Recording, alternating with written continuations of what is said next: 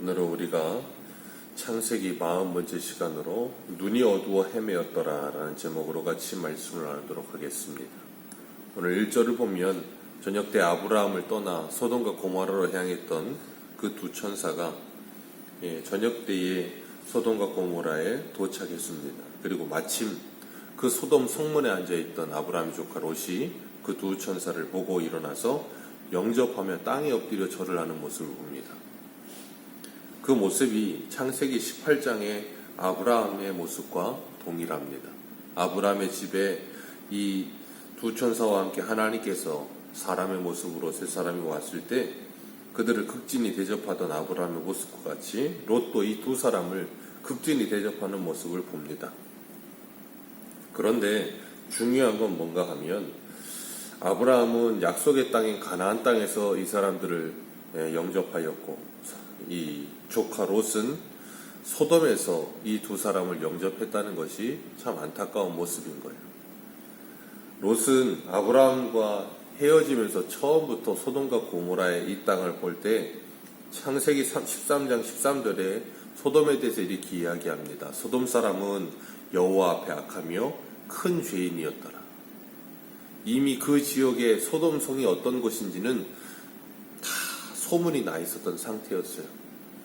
그리고 조카 롯도 그것을 알고 있는 상태였습니다. 그럼에도 불구하고 그 소돔성 안에 들어가 살아요. 왜요? 그것은 여호와의 동산 같았고 애굽 땅과 같아 보였어요. 육적인 눈으로 볼 때에는 너무나도 멋있고 너무나도 완벽해 보이는 땅이었습니다. 그렇기 때문에 그곳에 들어가게 되는 거예요. 그리고 그 후에 그돌라오멜 왕이 와서 소돔과 고모라의 사람들을 포로로 끌고 갈 때 롯도 거기 끌려가요. 그런 비참한 포로로 끌려가는 모습까지 경험을 했고 자기 삼촌 아브라함이 318명의 사람들을 데리고 와서 자기를 구원해 줬어요. 그러면 그런 상황이 됐으면 이제는 소돔에서 나와야 할 텐데 그러지 않고 소돔에 또 들어가서 거기서 사는 거예요. 그돌라오멜 왕 그 사건이 있을 때 소돔에서 나올 수 있는 결정적인 계기가 됐을 텐데도 불구하고 거기서 나오지 않고 거기 뿌리박고 삽니다.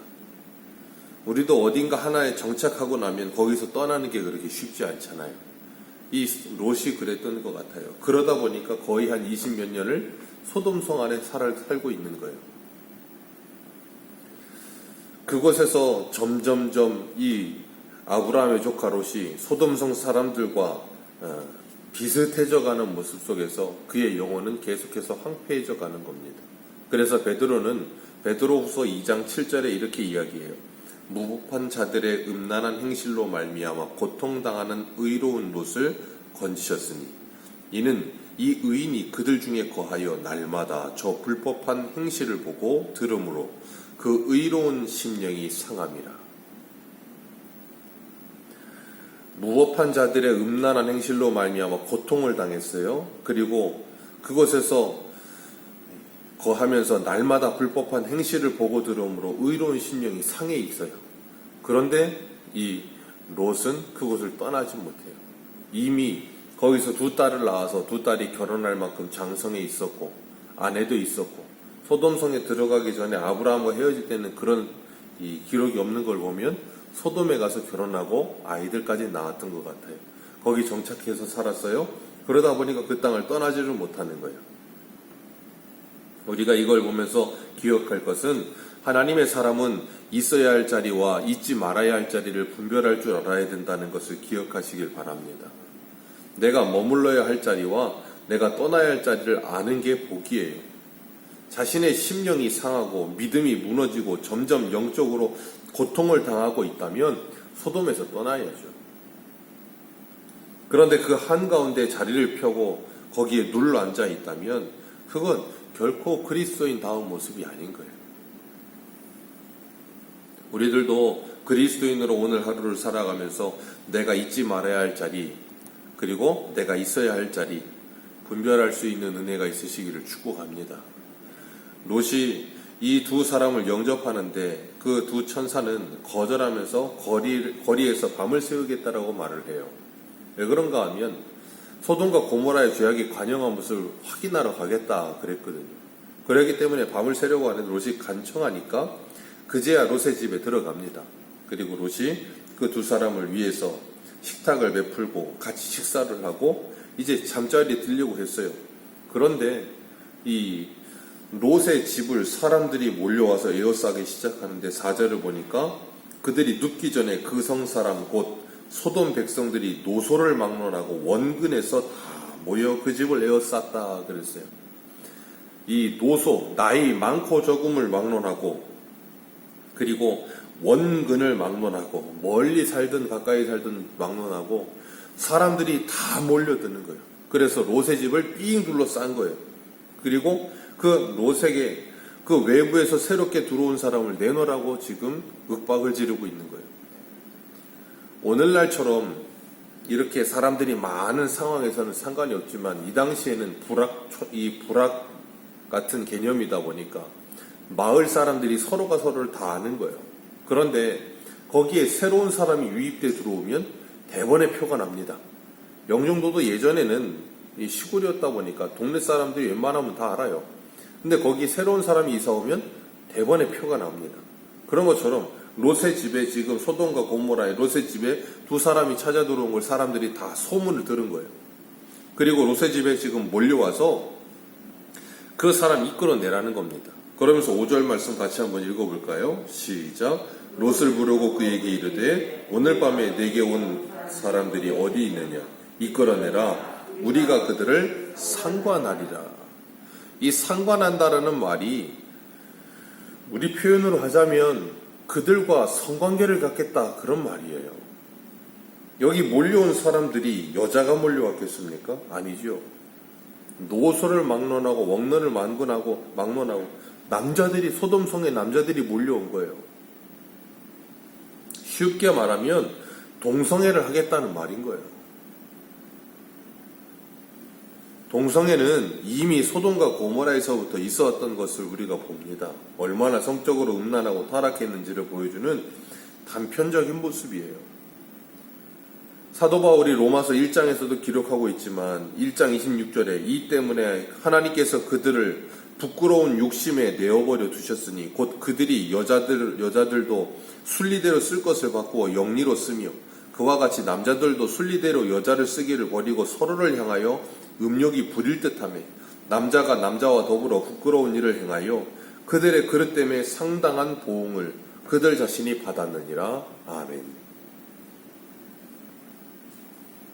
이게 하나님을 떠난 인생들의 모습이라는 거예요. 하나님께서 그 부끄러운 욕심대로 그냥 내버려 두시면 인간은 본능에 충실해지는 거예요. 하나님의 형상이 점점점 사그라들고 하나님의 형상이 점점 파괴되고 그러면서 하나님이 우리에게 주신 이성과 지성은 점점점 마비되어 버리고 본능과 본성에만 충실해지는 짐승과 같은 상태. 우리가 웨스터민스터 신앙고백서를 하면서도 같이 봤었지만 우리가 하나님이 주시는 하나님의 성품을 사용하지 않으면 짐승과 다를 것이 없는 상태가 되는 거예요. 그게 소돔과 고모라예요. 우리가 역사를 통해서 보지만 모든 제국들이 멸망할 때를 보면 항상 사회가 문란하고 음란한 상태가 되어 있어요. 그런 상태가 바로 그 사회가 무너지는 전조 증상이거든요. 그런 역사적인 모습을 보면 우리가 살고 있는 오늘날 이 시대도 크게 다르지 않다는 거예요.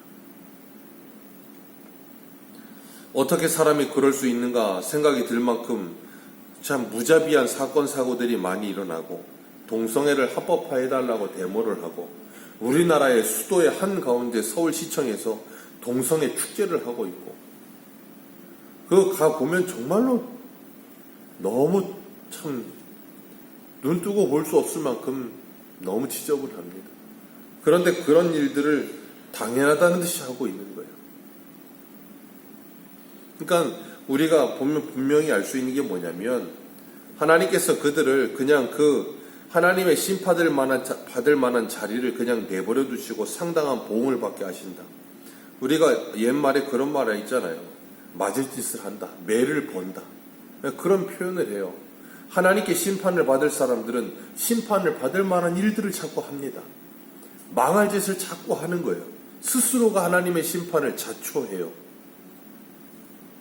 왜 그래요? 그게 바로 사단에게 미혹되어 있기 때문에 그런 거예요. 그런 모습에서 벗어나는 일이 복인 거예요. 오늘날 하나님께서 우리나라를 바라보신다면 소돔과 고모라와 같은 모습으로 보지 않으실까요? 그들을 내놓으라고 외치는 사람들을 향해서 롯이 문 밖으로 나와서 이렇게 문을 뒤로 하고 자신의 등 뒤로 하고 그 문을 막아서서 그 소돔 사람들을 향해서 이렇게 이야기를 합니다. 7절에 이르되 청하노니 내 형제들아 일어나글 행하지 말라. 롯은 소돔과 고모라 25년 가까이 살면서 소돔과 고모라 사람들과 이제는 형제지간이 되어 있어요. 내 형제들아 이런 일을 하지 말라. 지금 여기 몰려든 사람들이 뭘 하려고 왔어요? 상관하려고 왔어요. 남자 노소를 막론하고 원근을 막론하고 눈이 시뻘개져서 그 욕정에 불타올라서 그곳에 찾아 들어온 그 사람들에게 그 욕정을 잠재우기 위해 롯의 해결 방법이 8절에 나오는데 내게 남자를 가까이 하지 아니한 두 딸이 있으니 그들을 너희들에게 주겠다. 너희들 눈에 좋은 대로 행하라. 그리고 이 집에 있는 사람들에게는 아무 일도 하지 말라 그렇게 말을 해요. 오늘날 우리의 정서로 보면 이건 말도 안 되는 일입니다. 어떻게 외부에서 온 사람들 지키겠다고 자기 두 딸을 내어줍니까? 말도 안 되는 일이죠. 그런데 그 당시에는 이런 일들이 있었다 그래요. 그래서 외부에서 손님으로 온 사람들을 대접하기 위해 자기의 딸들을 내어주거나 아내를 내어주는 일도 있었다 그래요. 그건 세상적인 방법인 겁니다. 하나님의 백성들은 세상 사람들이 사는 방식대로 사는 게 아니에요. 그런데 롯은 이미 소돔과 고모라에서 20년을 넘게 살면서 그들의 삶에 동화돼 버린 거예요. 그러니까 그들의 방법대로 이 문제를 해결하려고 악으로 다른 악을 막으려고 하다가 그게 다 안 되는 거예요. 참 얼마나 안타까운 모습입니까? 오늘 우리들도 마찬가지예요. 우리가 세상을 살아가면서 그리스도인으로 세상을 살지만 세상에 문제와 상황이 발생했을 때 롯과 같이 우리들의 문화와 그리고 사회적인 정서와 우리들이 생각하는 방법으로 모든 문제를 풀려 하면 이런 어리석은 모습이 나타나게 된다는 거예요. 그들이 롯의 제안을 받아들이지 않고 화를 내면서 오히려 그들보다 우리가 너를 더 헤아리라 하면서 밀치고 문을 부수려고 하는 그 순간에 집안에 있던 두 천사가 롯을 문 안으로 끌어들이죠. 손을 내밀어서 손을 잡아 끌어서 집 안으로 들여보내고 난 후에 하는 말이 그들이 뭘 했는가 하면 그 집에 몰려든 사람들의 눈을 어둡게 만들었다 그랬어요. 11절을 보면 눈을 어둡게 하니 그들이 문을 찾느라고 헤매었더라 그랬습니다. 그게 바로 이 세상의 모습인 거예요. 눈뜬 장님의 상태로 앞을 보지 못하니까 헤매이는 상태. 문을 찾지 못하는 거예요. 주님께서도 마태복음 7장에 그러셨어요. 눈은 온몸의 등불이라. 눈이 어두우면 온몸이 어둡고 눈이 밝으면 온몸이 밝다 그러셨거든요. 세상 사람들은 그렇게 이 육신의 눈은 뜨고 있지만 영적인 눈을 뜨지 못하기 때문에 영적으로 어두워진 상태로 살아요. 그래서 자신들의 본능과 자신들의 욕정에 그 불타오르는 대로 삽니다. 그래서 마치 짐승 같은 삶을 사는 게 오늘날 이 세상이에요. 그 광적인 그 욕정을 채우기 위해 이리저리 날뛰는 상태. 그런데 이성과 이 지성은 마비되어 있는 상태.